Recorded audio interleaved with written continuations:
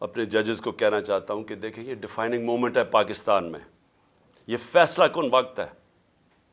اس ملک کی تاریخ بھری ہوئی ہے کہ اس طرح کے یا یہ جو طاقتور جو قانون کو اپنے آپ کو اوپر سمجھتے ہیں، یا وہ اس ملک کو پریشرائز کرتے ہیں اپنی عدلیہ کو کہ وہ ہٹ جائیں آئین سے، یا وہ انصاف دینے سے پیچھے ہٹ جائیں، یا تو وہ پریشرائز کرتے ہیں، وہ یہ جو نیوٹرلز کہتے ہیں ان کے پریشر میں مارشل لا لگتا ہے، یہ قائم توڑ دیتے ہیں، اور یا پھر یہ جو دو مافیا خاندان ہیں۔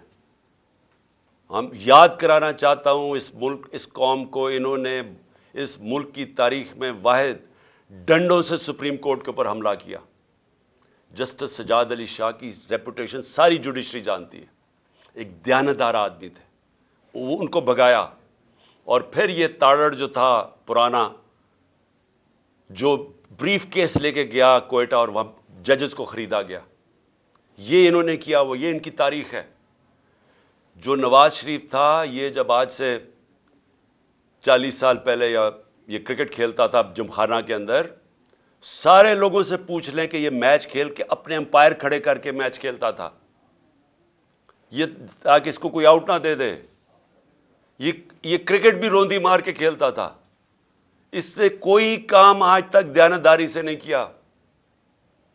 اس نے کبھی بھی جوڈیشری کو دیانتداری سے فنکشن کرتے نہیں دیکھا۔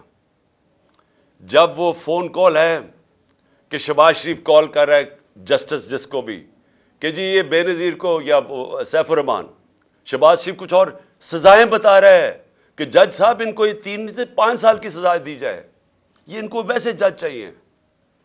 ان کو کبھی بھی آزاد عدلیہ، جس طرح سجاد علی شاہ جیسے جج تھے، وہ کبھی بھی ان کو گوارا نہیں تھے، اور بیٹی کا بھی یہی حال ہے، اور ابھی شہباز شریف بھی وہ بھی بول رہا ہے ججز کے اگینسٹ۔ صرف آرٹیکل 224 پڑھ لیں آئین کا، مجھے یہ سمجھا دیں کہ کیسے 90 دن کے بعد کیسے ہو سکتا ہے کہ 90 دن سے آگے الیکشن جائے۔ صرف پڑھ لیں، ساری قوم کو پتہ ہے کہ اس وقت صرف ایک طریقہ ہے اس ملک کو اس دلدل سے نکالنے کا، اور وہ ہیں الیکشنز۔